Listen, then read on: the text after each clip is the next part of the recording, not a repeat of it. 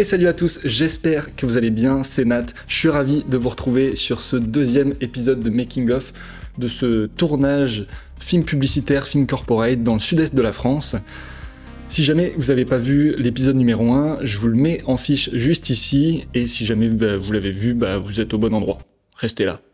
Avant toute chose, si vous aimez ces vidéos, n'hésitez pas à me le faire savoir en likant, partageant, commentant et en vous abonnant à cette chaîne YouTube. Ça m'aide énormément, ça me motive à en faire plein d'autres, à vous partager plein d'astuces, plein de retours d'expérience sur les tournages et vous apprendre un maximum de choses.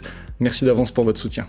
Aujourd'hui, du coup, on va parler du deuxième jour de tournage pour ce film d'entreprise et on a commencé la journée à l'inverse de la première, c'est-à-dire en faisant l'interview, la deuxième interview de la vidéo en premier. L'idée, c'était d'avoir un deuxième intervenant qui était plus spécialisé sur le suivi qualité et la conception des cabines, donc on a décidé de le filmer dans un environnement, dans un décor technique.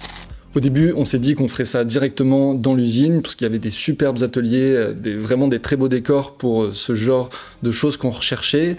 Mais on s'est très vite rendu compte au repérage que ça allait pas être possible, parce que l'usine tourne quasiment 24/24, et qu'il y avait un énorme bruit de soufflerie, des bruits de machines, etc. Donc c'était impossible d'avoir d'une, un son correct de qualité, et de deux, de mettre l'intervenant dans une situation calme, sans stress, paisible, pour qu'il soit le plus à l'aise pendant l'interview.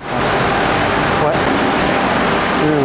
Donc on a décidé avec la cliente de réaliser un faux atelier, un faux décor d'atelier monté de toutes pièces avec des servantes, des outils accrochés au mur, dans une pièce à l'écart, un peu plus calme, beaucoup plus calme même, pour qu'on soit nous beaucoup plus à l'aise de travailler sans gêner personne dans l'usine et que l'intervenant se sente plus en confiance.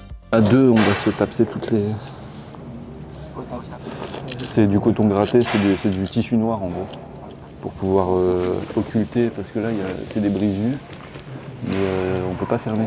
Et du coup, entre maintenant et quand on va faire l'interview, la lumière elle va changer. Et on ne veut pas que ça change, on veut pouvoir avoir le contrôle 100% sur la ligne. J'ai envie de me la tenter quand même, Max, avec une chaise branlante, je te le dis.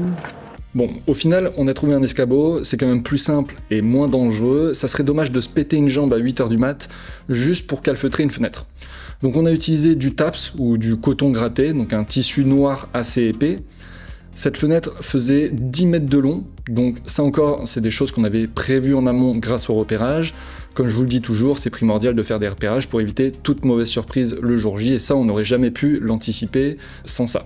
En attendant qu'on finisse de tapser toute la fenêtre avec Alex, notre assistant caméraman making of, Maxime il s'est occupé de préparer les cams pour gagner du temps, et on a enchaîné avec la mise en place du matos lumière, pendant que l'équipe dev du client s'est occupée de mettre en place le décor du faux atelier sur le mur du fond.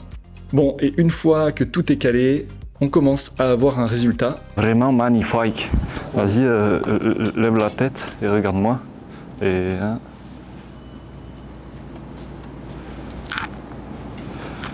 C'est beau. Quand vous pouvez le faire avec quelqu'un de votre équipe, c'est mieux, mais dans tous les cas, prenez le temps de placer un sujet au bon endroit pour faire tous vos réglages cam, focus, lumière, son, cadrage, composition, etc. avant que votre client arrive sur place pour l'interview, car il n'y a rien de plus long et gênant pour un intervenant de se retrouver assis sans rien faire pendant 15 minutes, 20 minutes, 30 minutes, 40 minutes, le temps que vous fassiez tous vos réglages. Donc ça fait partie de l'expérience client et ça fait vraiment la différence sur le ressenti global à la fin de la journée pour votre client. Donc pour la prise de son, on a utilisé le même setup que dans l'épisode 1, dans la première interview, à savoir un micro-perche placé le plus proche possible du sujet. Donc en bord cadre, on se rapproche au maximum du cadrage, on oriente la perche en direction de la bouche du sujet et on essaye d'avoir le plus de proximité avec celle-ci. Et encore, en termes de backup, on a utilisé, comme dans la première interview, un système avec un micro DJI mic, avec un petit micro cravate, un petit micro lavalier qu'on a gaffé à l'intérieur de sa veste pour être sûr de toujours avoir une sécurité. Si jamais il y avait le moindre problème son sur la perche, on avait en backup l'enregistrement sur le DJI mic. Faites attention également dans le stress, dans le flow de la journée, on y pense rarement, quand l'intervenant arrive et tout, on est un peu en stress, on a envie de lancer, de pas gêner, de pas faire attendre notre client ou l'intervenant, et on en oublie des fois des détails, le niveau des cordons, est-ce que la capuche est bien placée, est-ce qu'il y a des poussières sur sa veste. Ça, c'est des petits détails. Sur le coup, vous n'allez pas vous en rendre compte parce que vous êtes dans le stress, vous êtes dans le flow, mais vous allez vous en arracher les cheveux à la post-prod, et on veut pas ça. Donc prenez le temps, ça prend pas longtemps, ça prend 3-4 minutes, mais ça peut vraiment vous permettre aussi de briser la glace avec votre intervenant, de le mettre en confiance, de discuter, de rigoler, pour, encore une fois, qu'il arrive et quand on lance le rec, qu'il soit 100% détendu, en confiance. Donc, pour analyser un peu la composition de cette interview, vous remarquerez directement qu'on a fait exprès de placer le sujet sur le tiers droit de l'image, à l'inverse de la première interview qu'on avait mis sur le tiers gauche, pour équilibrer dans le montage et avoir une sensation de discussion, en tout cas de ping-pong entre les deux, même si ils ne se répondent pas directement, mais la première interview fait le passage entre la deuxième, donc pour avoir un sentiment de discussion entre les deux personnes.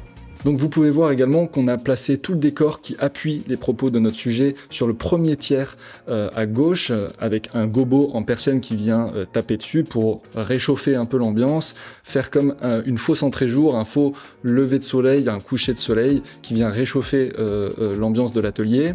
Et pour contraster ça, on a rajouté un pavotube en haut du porte-outils, qui est réglé à 7000 Kelvin de mémoire pour contraster en termes de couleur et appuyer ce mood usine industrielle du décor.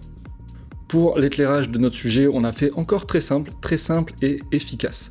On a fait du cross-lighting, donc une première source de lumière, une key light en 3/4 face qui vient un peu en hauteur, le plus proche possible du sujet pour que la lumière soit la plus douce possible. On voit bien que là, on l'éclaire en loop lighting, c'est-à-dire que ça vient faire une boucle, on voit bien la boucle que ça crée en dessous de son nez. Donc ça met vraiment en valeur et ça met du contraste dans son visage, enfin, sur son visage.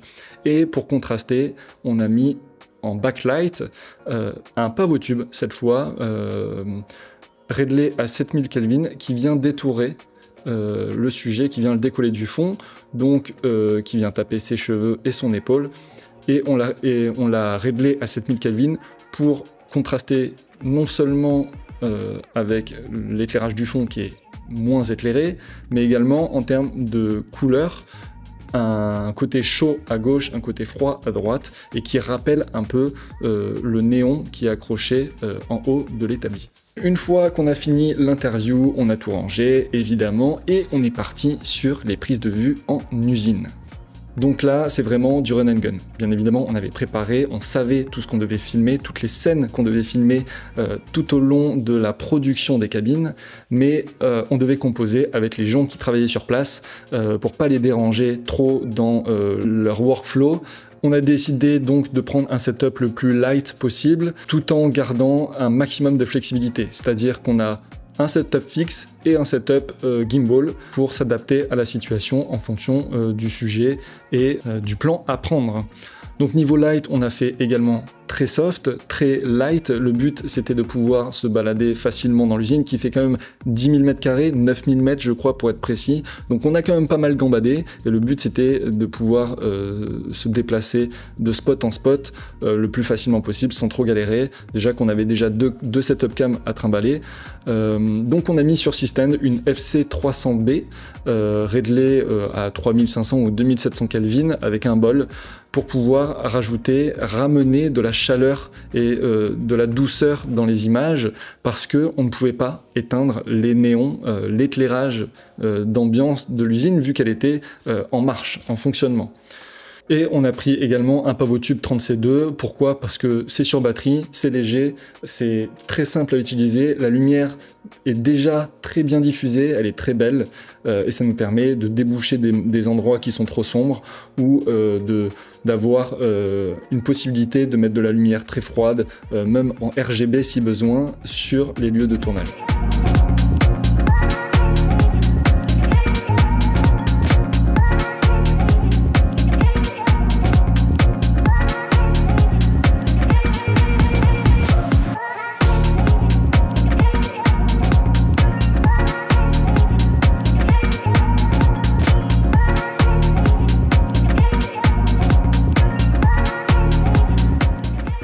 sur toutes les prises de vue au stabilisateur qu'on a fait dans l'usine, on a beaucoup utilisé un retour sur tablette qui nous permettait à distance de pouvoir déclencher l'enregistrement et d'avoir un retour sur grand écran, ce qui nous permettait d'avoir un retour bien plus fidèle que sur un petit écran de boîtier et pour pouvoir valider ou non plus facilement et plus rapidement les prises de vue. Et je vous ferai bientôt un épisode dédié aux meilleurs investissements qu'on a fait en termes de matériel pour nos tournages, notamment ces petits casques Holyland Solidcom SE qui sont vraiment géniaux et qui nous ont permis d'avoir une communication super fluide, même à distance, même avec le bruit ambiant de l'usine. Mais ça, je vous en parlerai dans un prochain épisode. Sur ce, si vous avez aimé cet épisode, si vous avez appris des choses, si ça vous a donné envie de partir en tournage, n'hésitez pas à nous le dire en commentaire. Faites-nous vos retours productifs, constructifs, pour qu'on s'améliore. Donnez-nous des idées si vous avez besoin de conseils, si vous avez besoin qu'on aborde certains sujets, ce sera avec grand plaisir. Abonnez-vous également, merci pour votre soutien, ça nous aide énormément. Sur ce, je vous souhaite à tous une très bonne journée et à très vite pour un prochain épisode. Salut!